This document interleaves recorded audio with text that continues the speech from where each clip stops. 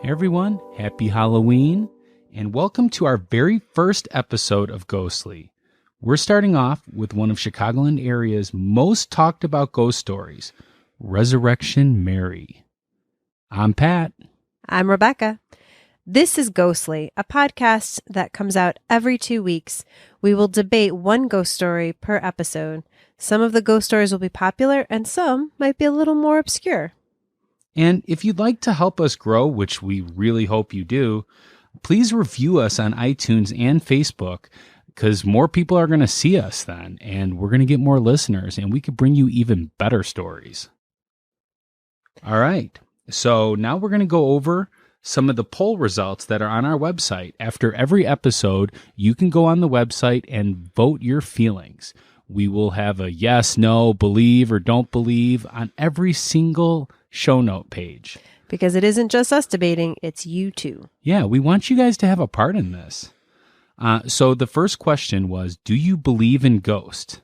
And sadly, 60% of the people said yes, whereas 40% said no. Yeah, I'd say that's probably about right. Yeah, but here's another interesting thing. Have you ever seen a ghost was the next question, and we have a tie. 50-50. What? Yes and no. Well, obviously, this is a necessary podcast. Well, have you ever seen a ghost, Rebecca? I have not seen a ghost, but I have experienced one. Interesting. All right. I'd like to start off by saying that I grew up with the story of Resurrection Mary. It was something that we talked about a lot on the south side of Chicago. I don't know if you guys can tell I'm from the south side of Chicago from my voice. Most people tell me that they can. We talked about it all the time. And we also talked about Bachelor's Grove and Monk's Castle, which Monk's Castle might be coming up in this episode as well. You might be getting a 2-for-1 this time. Out in the suburbs where I grew up, we certainly heard the story of Resurrection Mary, but I don't think it was quite as popular. Yeah, well, it was definitely popular where I was at. All right, to get this started off, we're going to play some of Carly's interview from a coffee house located right by Willowbrook Ballroom. She's going to walk us through her version of the story. So, what do you know about Resurrection Mary? I know that, so the Resurrection Cemetery, I know that legend says she was going to like prom or something, and she got killed before it or something along those lines. She only appears to like men when they're driving alone or what have it, like they're walking down the road alone. She'll come up and ask for a ride. Some people have picked her up, some people just ignored her and just saw her, and apparently like the people that have picked her up have like driven down the road, and halfway down the road she disappeared out of their car, like, and they were just left confused and all that. Rebecca, what did you think of Carly's story? Well, she's got a few ideas that are sort of close to the story that most people tell, but it's not quite right. So the story that we're going to tell today for Resurrection Mary is from prairieghost.com. And actually, originally, it's Troy Taylor who wrote the Haunted Illinois series Resurrection Mary book, History and Hauntings of Chicago's Archer Avenue. A lot of the things that I'm going to be bringing up today kind of come from him, but this story was on prairieghost.com. Mary was a young girl who was killed while hitchhiking down Archer Avenue in the early 1930s. Apparently, she had spent the evening dancing with a boyfriend at the O. Henry Ballroom. At some point, they got into an argument and Mary stormed out of the place. Even though it was a cold winter's night, she thought she would rather face a cold walk home than another minute with her boyfriend. So she left the ballroom and started walking up Archer Avenue. She had not gotten very far when she was struck and killed by a passing automobile. The driver fled the scene, and Mary was left there to die.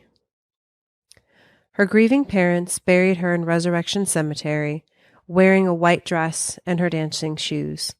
Since that time, her spirit has been seen all along Archer Avenue, perhaps trying to return to her grave after one last night among the living.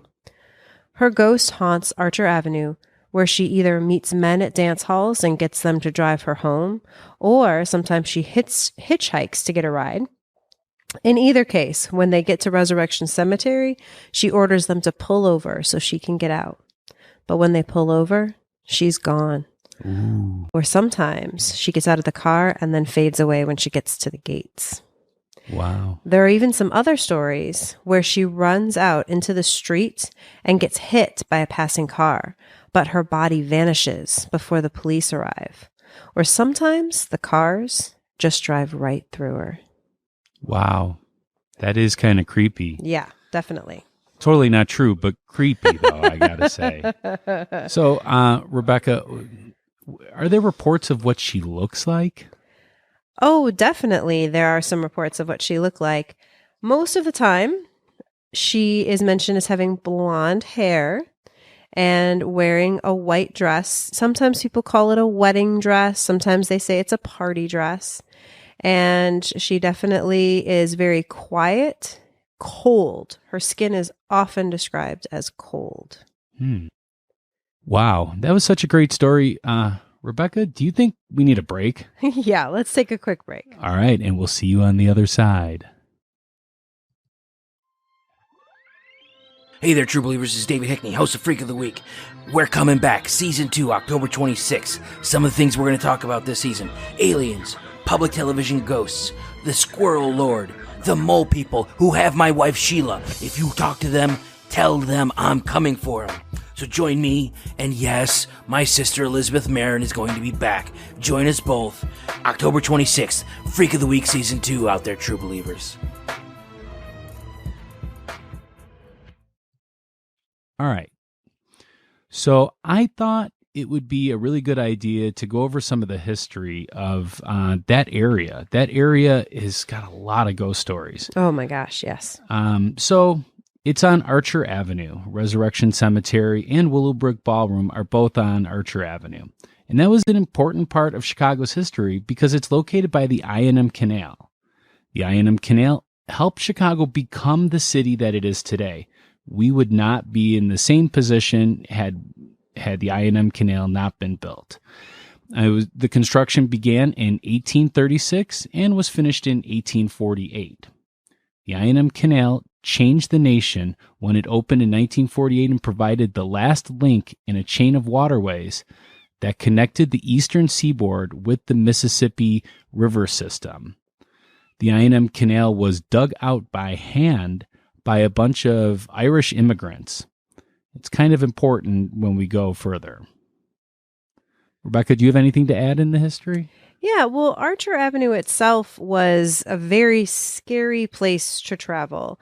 In the early days, it certainly wasn't very well built, and there were a lot of robberies, a lot of murders, disappearances, lots of really creepy things that happened on the road throughout its history, especially when it was being built. Yeah, but right now it's more like a suburban area. Yeah. There's a good place to get a cup of coffee over there. There's a really good bar that we're going to talk about later. Mm-hmm. It's totally different than it was back in those days. Yeah, definitely. All right. So let's go over some of the rules for this debate. It would be a very, very quick podcast if we were just debating the existence of ghosts. They exist. They totally do not exist. Mm-hmm. But you see what I mean? We would get this all done in one episode. So we want to give you guys ghost stories every 2 weeks. So we're going to have to stick to the story itself. Mm-hmm. That's the number one rule. We are only debating this particular ghost story. not the overall existence of ghosts, Right. because we both have our opinions. And then this isn't a presidential debate. We're going to give each other a chance to present the evidence. And I'm not going to hover over Rebecca in the background and make her feel uncomfortable during the debate. Oh, thank you. I appreciate that. And get a sniffly nose throughout the whole thing. All right. So I think we're ready for this. Yeah, let's do it. All right. All right. So I'm going to start with my first piece of evidence. So one of the very first people to report seeing Mary was a Southside man by the name of Gerald Paulus. And by the way, we're going to be trying our best at pronouncing these names. We apologize if we miss anything. He goes by the name of Jerry, and he was interviewed in 1992, and he basically stuck to his story his whole life. He never changed it throughout his whole time. Okay, so I'm going to kind of run through the story here, and this one is from ghostresearch.org. You can definitely go out there and read this. And we'll have all this in the show notes, too. Absolutely. So you don't have to stop your car to write down all these websites. Yeah, don't worry. We'll have it all out there, and some pictures, too. All right, so Jerry was at a dance hall that he used to frequent, the Liberty Grove, near 47th and Mozart, which doesn't exist anymore. He was there and he saw a young woman that he wanted to dance with. So he asked her to dance. She accepted, and they spent several hours together. Strangely, though, he says she seemed distant, and he noticed that her skin was very cold, almost icy to the touch. When he later kissed her, he found her lips were also cold and clammy. Wait, he kissed her? Oh, yeah. Well, he thought she was a He's pretty making girl out he with was the ghost? dancing with. Absolutely. At the end of the night, the young woman asked Paulus for a ride home, and when they got to his automobile, she directed him to drive down Archer Avenue.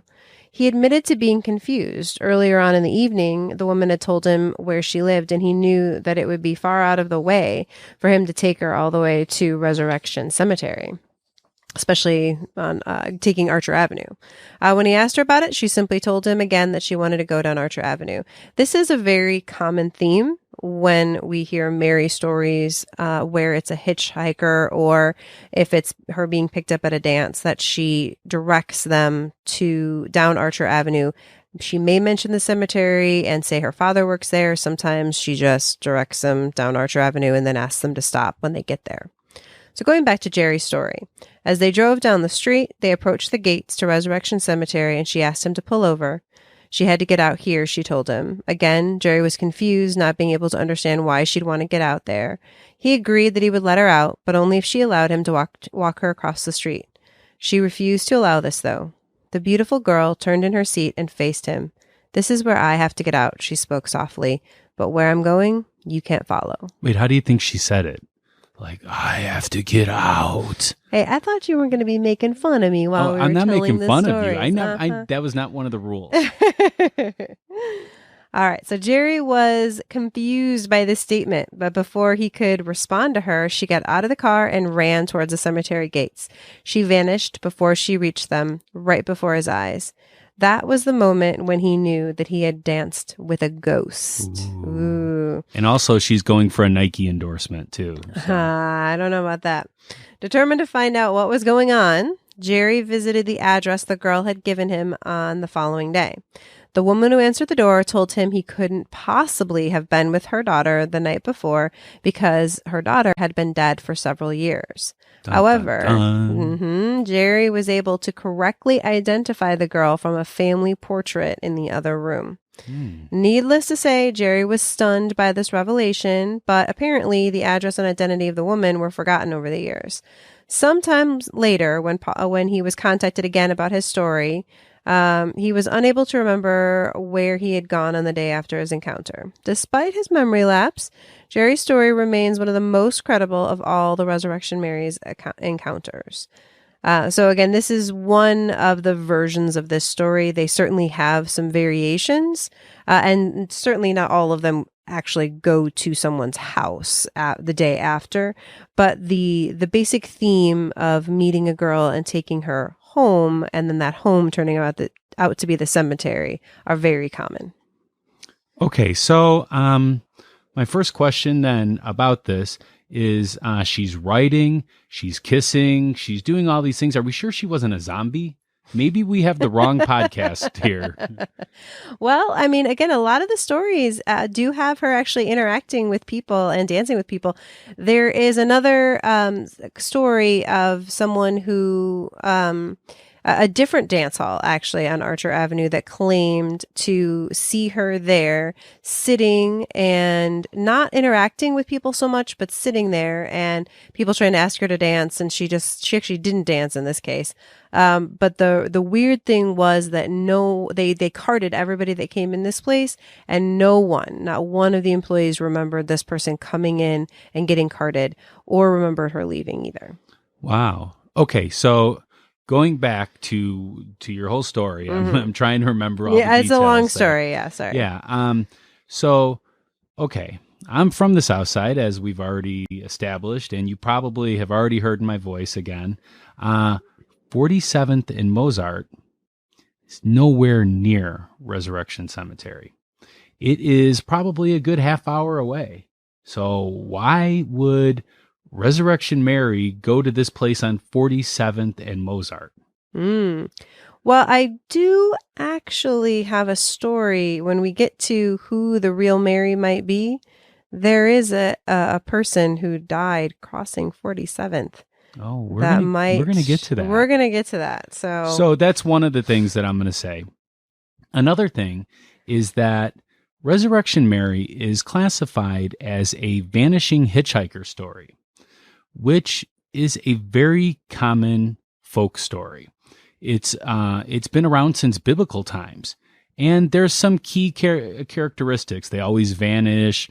They always, they always get into the car. They always, do all these steps. There's a whole bunch of things, but one of them is that when the person goes to the parent's house, which is part of it, they usually see a picture, and the parent will say, yeah, they've been dead for years.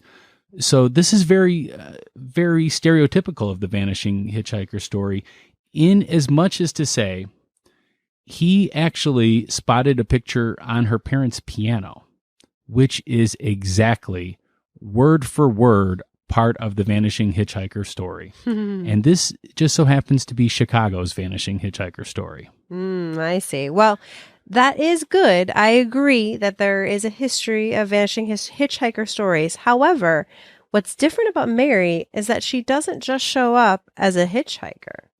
I mean, in this case, one, he met her in a dance hall. So there's that. Yeah. But there's actually a whole other set of even more documented stories about Mary. Okay, so now we're going to get into I was going to say, can your we move second on bit to the of second evidence. point? Do we have All right, I anything think I else? made enough of a point by saying that this is a stereotypical story. Okay. Even though it's special to me and Chicago. Sorry. So one of the most interesting versions of this story is the ones that aren't the hitchhiking story. So there's versions where Mary runs into the street and cars actually hit her, physically hit her. The people get out of the car, see a body, either in front of them on the street or sometimes over on the side of the street. They call the police, and when the police arrive, the body has disappeared. Sometimes there's even reports of them seeing where, like, you can see the grass push down where the body was, and the police have this in their report. There's other times where the person hits her, but then when they get out, they don't see a body. Or when they hit her, instead of actually hitting her, she just disappears and passes through the car or whatever, just is not there. There's a lot of documentation for these stories, and the Justice Police Department, which is right on Archer Avenue there, has a lot of these on file.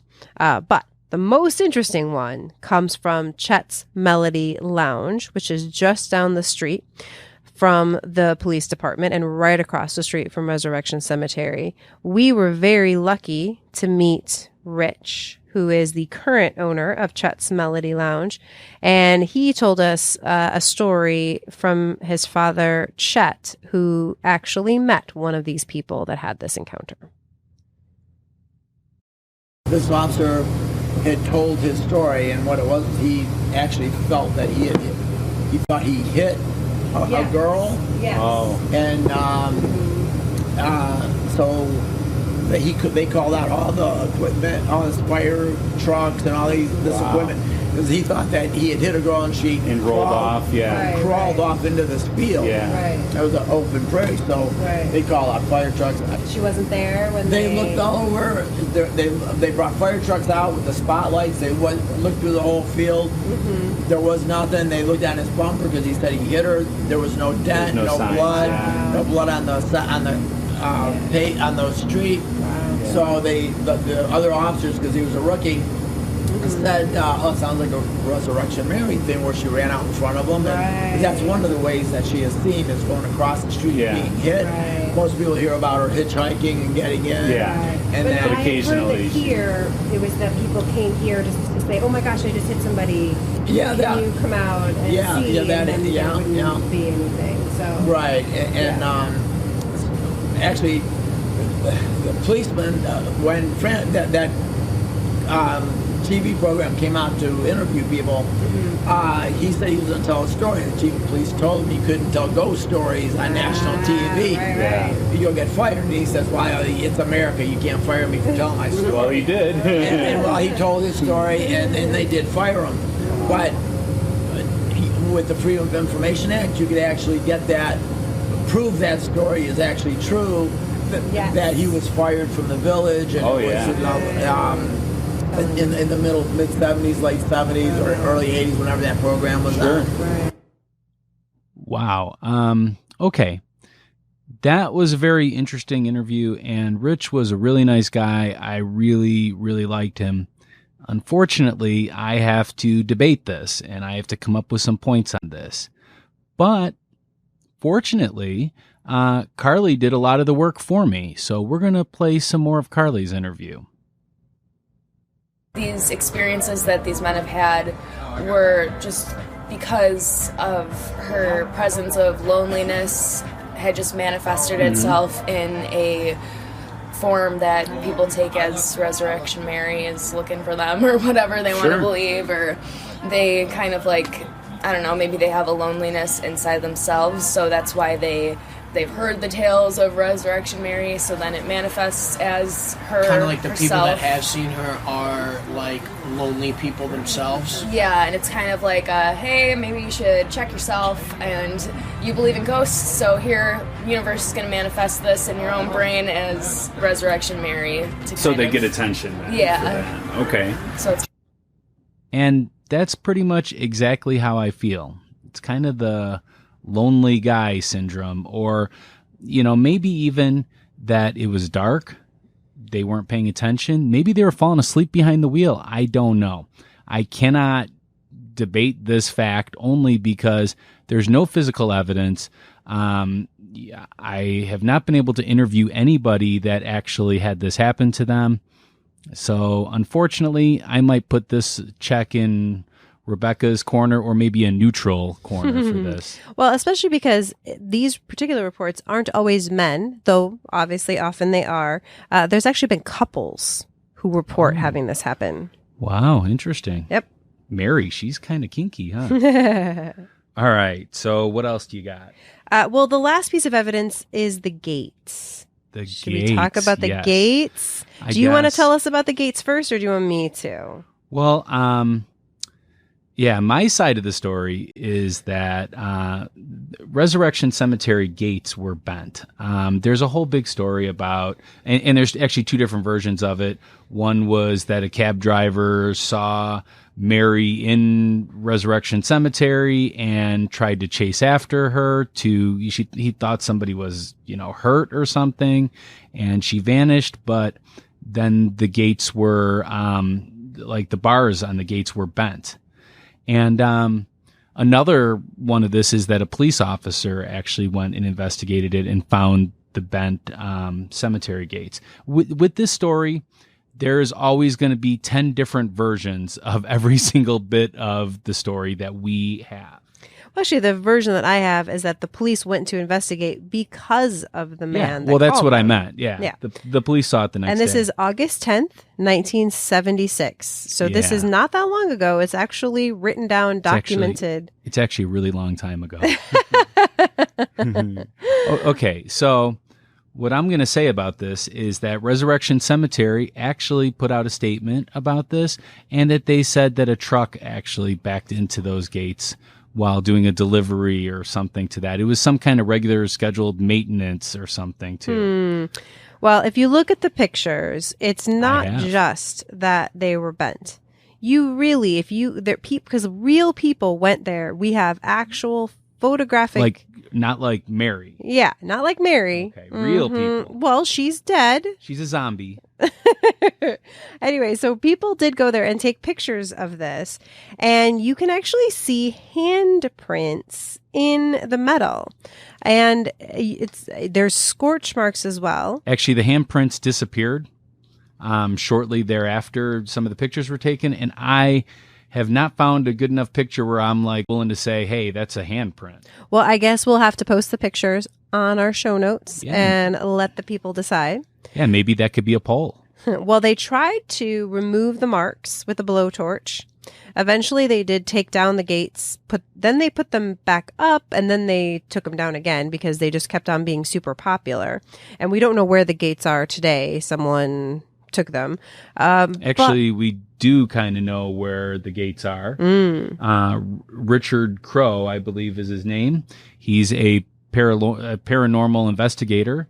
He loved the story of Resurrection Mary, and he bought them. But we don't know where he put them. Well, he's deceased now. He so is. it could be in some storage, like an Al Capone burial tomb or something.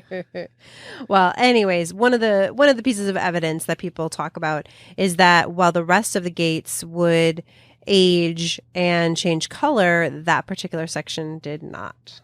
Yeah, because they were damaged, and that happens when you damage metal. Well, maybe some of Sometimes our it'll readers change different colors. maybe some of our readers could tell us if metal can be so damaged it doesn't change color. Well, okay. So I think what we need to do is what really matters and discuss who Mary was. I like it. Do you have any ideas of who Mary was? Well, I think we all know the most popular contender, Mary Bragovi. Bragovi, yeah. Bragovi, yeah. Or Bragavi. Bragavi? I like it. I don't know, something. Something like that. So she was someone who died in a car accident in March of 1934. March 10th. March 10th, thank you. See, I got my facts. There's evidence that she did like to go dancing at the O. Henry Ballroom. Well, we can talk about the accident first, right? Where did the accident happen? See, that's one of my rebuttals to this is that the accident happened in the Loop, and that doesn't go along with our typical story of Resurrection Mary, where she died in front of Willowbrook Ballroom or O. Henry Ballroom, whatever you want to call it. That doesn't match the story. Well, the story, though, from one of Mary's friends who was with her earlier in the day is that they were with these two gentlemen that day, she and some of her friends, and she actually didn't really like the boy that her friend was with. Of course not. That's Of always how it course goes. not. He was friend zoned. So that's why she was sitting in the front seat instead of the back seat like she normally would have, which Or is the part of the makeout reason. seat. Yeah, That's what you're saying, I yeah. see. Yeah, but so here's the thing: the wife of Mary's younger brother Steve received a letter from one of Mary's friends that said that Mary that night when she died was actually going to a church event, and that while she didn't know for sure if she went dancing at the O. Henry Ballroom, that it would have been normal for her to do that, and that she was hanging out with her friends that day. They would have gone to the church event, would have gone to O. Henry, and then would have gone downtown to go dancing because those dance halls stayed open later. Oh, yeah, that's very interesting. One of the things we should talk about, too, is Willowbrook Ballroom or O. Henry's Ballroom. They've been around since 1920. They're currently not there because there was a really big fire that destroyed them. You can still see the sign out on Archer Avenue. Yeah. And, really interesting thing, while looking over some of the evidence, I found out that women got paid 10 cents a dance. As we should. Wait, they didn't get paid the 10 cents. They got commission for doing a dance. But so they got some portion of this money. Because why else are we going to dance with you guys? Right? I mean, seriously. So I just thought that was interesting. Yeah. That's got nothing to do with facts or anything. Yeah. But so there is more problems with this Mary. She doesn't match the description. She had dark, short hair. That is true. That is true. That is true. And actually, one of the people that were present when she was buried commented on how she was buried in her favorite orchid colored dress. Now, I will say though, orchid doesn't have to be like a dark purple. It could be a lighter color. So it is possible that someone, if they just saw her at night, they might call it a white dress, even if it actually was orchid. Well, I think that we can rule out this Mary. I don't think we can. I really do. Well, now, and I want to point this out because some people might do some research out there. There is some confusion because there's a grave in Resurrection Cemetery for a woman named Mary Bergovie that is not this Mary Bergovie. Yeah. She's older, I think, and married. But this Mary, the family contended, was buried in Resurrection Cemetery, but in what they call a term grave, which was like quick burials during World War II because they didn't have time to get everything ready. And while some were moved to regular graves afterwards, not all of them were. Well, the thing with this Mary, with that particular side, is that the parents didn't have enough money, and actually, I think the father killed himself in 1951. Oh, right? wow. Yeah, I think he hung himself in the garage. Wow. Yeah, pretty sad. I'm not sure if it's this Mary or one of the other Marys, but it's a Mary at least. But yeah, so they always intended to pay more to allow her to be buried there permanently, but everybody was deceased when the lease came up. Ah, gotcha. All right, do you want to tell us about the next one? Yeah, Anna Maria Norkos. She's Lithuanian. I'm Lithuanian too, so we have a lot in common. This is actually my favorite Mary. I'm sure it is. Yeah, she did have blonde hair and blue eyes. I could probably go over the evidence against. Do you have her story about when she died? I know it was on Old Harlem Road, which is right next to Harlem Road by like 65th. Well, supposedly she was a young girl. She was only 14. Actually, that's not true. She was 12. Oh, I'm sorry, 12. Okay, I knew she was young. And that's my evidence against her. She's 12 yeah, years she's old. pretty. I think we're going to be in agreement on this. Shocker. I do question this story. So supposedly she was with her father and she wanted to go dancing. We wanted her father to take her dancing for her birthday, and so they did. And then when they left, as they were driving home, they got in an accident and she died. Yeah, and it was, I believe it was right on 65th on Old Harlem, which is right next to Harlem. It's just east of Harlem Avenue. And those of you that don't live in Chicago like me, it's okay if you don't know where those there's like are. there's like an underpass right over there too, where there was like a train tracks or something. Yes. Yeah, so really sad story, but yeah, so a couple of things against this Mary is, as I said, she was only 12 years old. So if she was the Mary, what kind of sicko is that guy that danced with her and kissed her and tried to drive her home? Right. Yeah. Well, and like the people picking her up, I mean, they don't talk about her as a kid. No, they don't, definitely. So there is a theory about where she was buried. And the theory is that she was temporarily buried in Resurrection Cemetery due to a gravedigger strike. In my notes, I put strick. I don't know what that means. But here's the thing. I found no references to this actual strike besides the Resurrection Mary story. And I've been to websites looking this over, very boring websites that tell you every single strike that happened in any given area all over the world. So I really don't know if I believe that. And also, too, I'm going to bring up a website, haunteddetective.com. Yes. They investigate a lot of different ghost stories. And what I like about them is they don't always come up with the conclusion that these stories are real. So that supports me right there. But yeah, so he actually did some investigating, and he, through a crazy turn of events, go to hauntedDetective.com to hear it. I'm not going to go through all the details, but he was able to obtain her burial record. And that burial record does not say anything about Resurrection Cemetery. So I'm going to say that she probably is not there. Yeah, I have to say, I think you're right. I saw the same evidence, and I kind of took her off my list as a possible contender for this. And there's actually a few more Marys. There's let me find it here. There's Mary Miskowski. This is my Polish. This is me. This is my Polish background. She's actually my favorite contender as the main potential candidate for Mary. So, yeah, if you want to tell her story then. Sure. So she was killed by hit-and-run driver in October of 1931. So a little bit earlier than some of the other Mary stories. She did have blonde hair. There are reports of that. There was a neighbor of hers that grew up with her. That talked about her as having blonde hair. She said that the night that she died, she was actually going to a costume party and was wearing her mother's old wedding dress. Ooh. And so that's where we get the white dress. Now, as I mentioned, we're going circling back to earlier when we mentioned 47th. She died crossing 47th Street.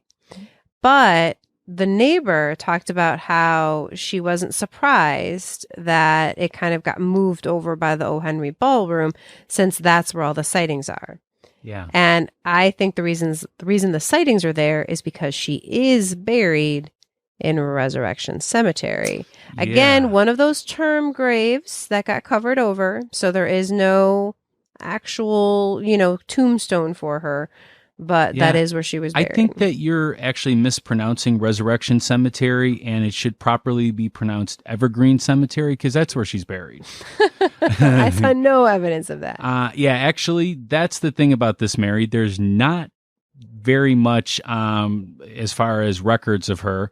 There's no burial or death records for her in the 30s.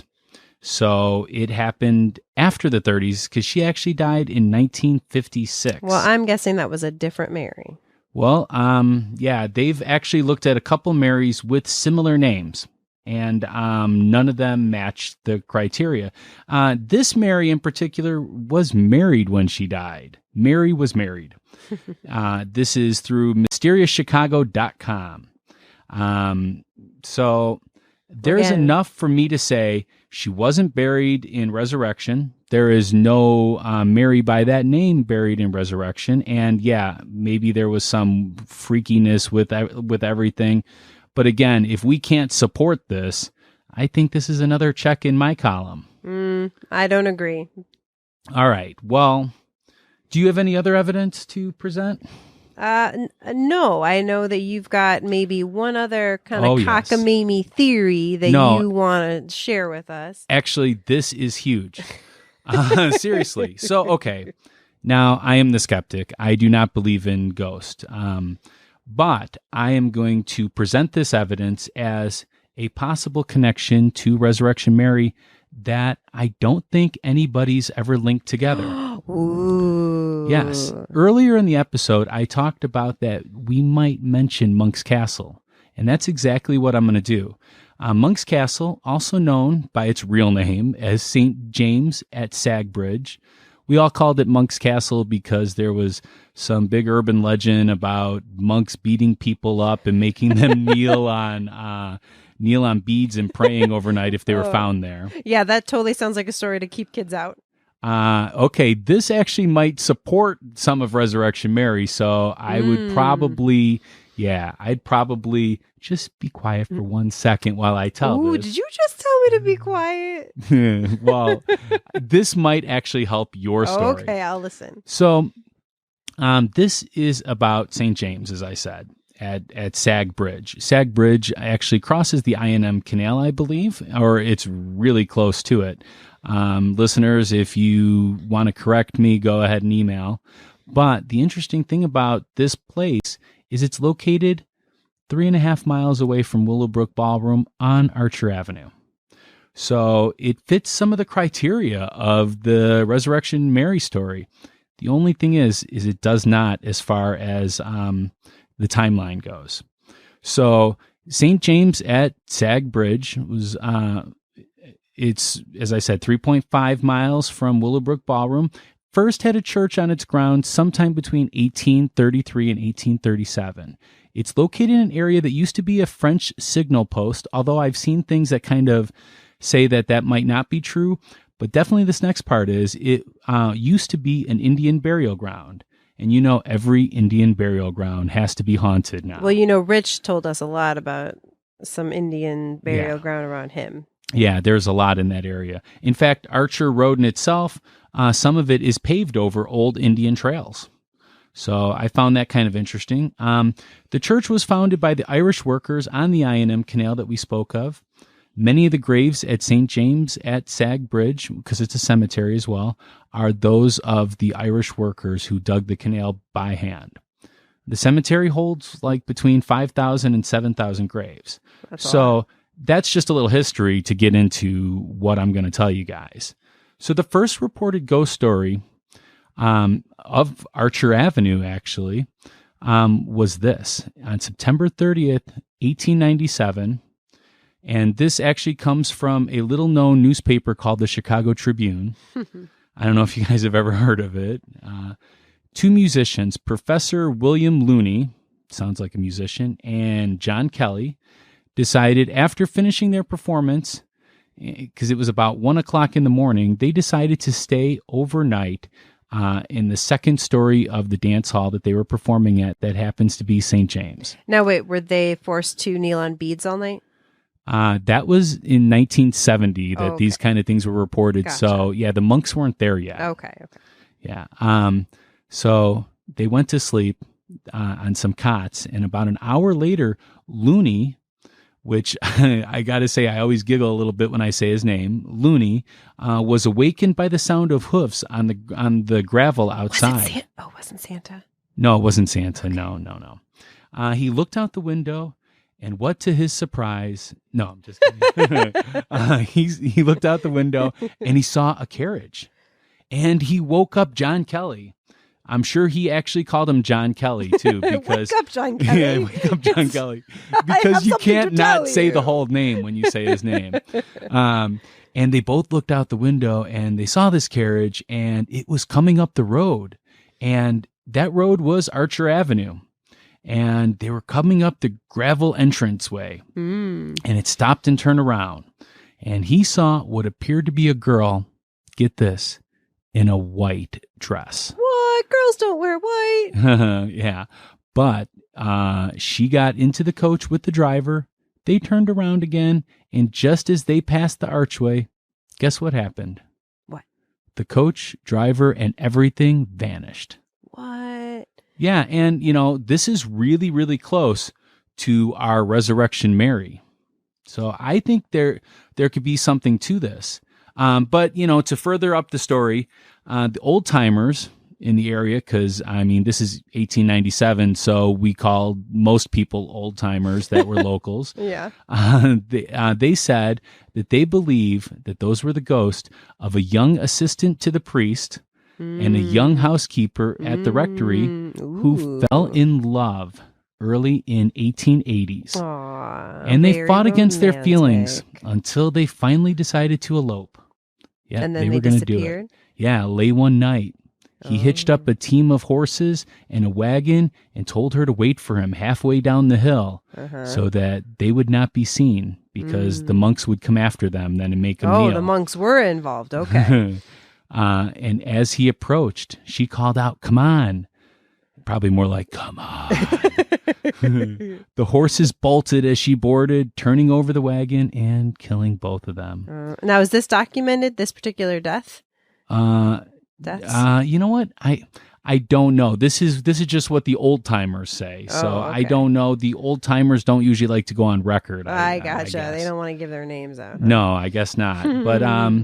But I just thought it was interesting, and they are both married in an unmarked married. They're both buried in an unmarked grave in St. James Cemetery. Now, do we have any proof of these graves? Well, they're unmarked, Uh-huh. so no. Well, but if I'm just saying unmarked grave, then The I had an history unmarked of- grave in mine. the history of St. James actually is pretty well documented. So even though I cannot find proof of this, I'm sure it exists. Okay. So my thing is that Resurrection Mary might not be Mary at all. She might be this person, which might or might not be named Mary. Who knows? But I'm just saying that it's possible that this story actually predates our typical story of Resurrection Mary. Well, I'm sure that this was a story that those two people told that night. But to me, I don't think that it works for the Resurrection Mary story. Oh, yeah? I Why don't. is that? So, well, okay. So there's a couple things with this. So, Troy Taylor, I mentioned him earlier, wrote this book, Resurrection Mary, that I love. And so some of these ideas are from him, some of them are my own. But, one of the things that he talks about is the documentation. So, yes, there are a lot of vanishing hitchhiker stories, and yes, there are a lot of ghosty stories on Archer Avenue. But this particular story of Mary started in the late 30s into the 40s, right? And has kept going into the 70s was a huge time frame, but still the 80s, the 90s, the 2000s. And it's just so well documented from real people telling real stories that it's hard to not take it as truth. Like, how are all these people lying or falling asleep? So, why would we believe that this happened in the 1930s when we can't even prove who Mary is? Well, that just because we can't know for sure who the ghost is, or actually, Mr. Taylor argues that perhaps there's actually two different ghosts operating on Archer Avenue. Both Mary Bergovie and Mary Miskowski. Sorry. Dum, dum, dum. I know, right? That sometimes you're seeing one and sometimes it's the other, that it's just a very haunted place. I think that my story about the St. James Looney Kelly guy, I believe that this is really a plausible idea if you believe in ghosts, which I don't, as I said. So, but I'm just saying that nobody ever asked Mary, hey, when did you die? Except for the guy that saw her picture on the piano, which is a famous vanishing hitchhiker story. I do not find him credible at all. Well, but I mean, they're not going to ask her when she died because they don't know she's dead when they see her. Exactly. So they didn't ask her. So it could be from 1897. Well, I guess I'll say that it's possible, but there's a pretty big break in between that time frame there, between 1897 and 1939, when we have Jerry's story. I mean, some other ideas that I definitely want to hear your responses, is that one of the reasons I think that there's a truth to this is that, especially in the early stories, a lot of people were telling the same story and reporting it to the police, reporting it to local people without corroboration. Like, they didn't know that other people were also reporting these stories. Okay, then especially the car accident stories. So if this happened, then if you try to look up, accidents of times when girls were killed in front of Willowbrook Ballroom or O'Henry's Ballroom in the 30s, you won't find any. There is no documented evidence of that. Which is weird because it's a very busy street and you would think it happened at least once in the 30s. So, there's also people that say that it happened in 1939. There's people that say it happened in 1934. So I don't find that as credible then. Well, I do think though, so with Mary Bergovie, if she did dance there that night, even if she ended up dying, a little further away, you can see how the legend would be born of the story of her running out of the ballroom and dying afterwards, because that is what happened, even if it was a different, she got for a little further away. And you're saying the accident was so bad it turned her hair from dark to blonde? Well, again, not everybody gives her hair as blonde. Not everyone describes, as some people don't put that detail in. Chet so it's sure did. possible. Or Rich at Chet's did. Yes, he did definitely. I want to call him that. Chet so bad. I know, that's his father's name though. Yeah. Well, and the other, it's just, there's just so many people, and people that are willing to talk to reporters, people that are willing to talk to the police, that it's just, I don't know. To me, there is something going on there. Now, maybe the actual legend itself has some, elements of the fantastical in it, but that there is a girl haunting Archer Avenue, to me, seems very plausible. So I've driven down Archer Avenue late at night, and probably hundreds of times. I used to go there every night when I wanted to take a little cruise, and I would drive there, and I never saw Resurrection Mary. Never saw anything going on. I don't know. Yeah. Just maybe I just wasn't one of the lucky chosen one It must have to been. get to meet the zombie. Here. Must be. All right. Well, I guess we should leave it at that and hear from our listeners and see what they think. Who won this particular debate. You know what? I'd like to thank you guys for listening to our very first episode. And I want to beg you guys, beg, that you give us some reviews on iTunes, especially the good ones. Yes. I mean, the good ones would be great. Absolutely. Subscribe, like us on Facebook, all that social media stuff. Follow we are us on it. Instagram, Twitter, tweet at us. We love it. We love to be tweeted at. Or tweeted with. Tweeted at. Or Tweedledum or something like that. I don't know, but we love hearing from you guys. So please keep in touch with us. And how about this? We are actually looking for stories to be able to tell, and we would love it if you would send us a story. Absolutely. And they may show up on future episodes. Yeah, that would be so cool. And actually, while you're on our website, there is a section for show notes, which is going to tell you all of the sources that we use for today's episode, as well as give you some pictures of that gate. So, you can really tell what's truth. I think this is Gate. Gate. And then definitely click over to the polls section where we're going to put up an episode poll. What's going to be our episode poll, Pat? I don't know, but we'll figure it out when this episode comes out. So you're just going to have to go see what it is. Well, hopefully it'll be related to this story. Oh, it will. It's going to be like, how much do you guys believe Pat's story that it's actually St. James and the Looney Kelly guy? There you go. So go to visit us at ghostlypodcast.com for that information. All right. Well, thank you guys again for listening, and we will put out another episode in 2 weeks. Can't wait to see it. Or hear it. Hear it? Yeah. Or be a part of it. Be a part of it. There you go. All right. Bye, guys. Bye.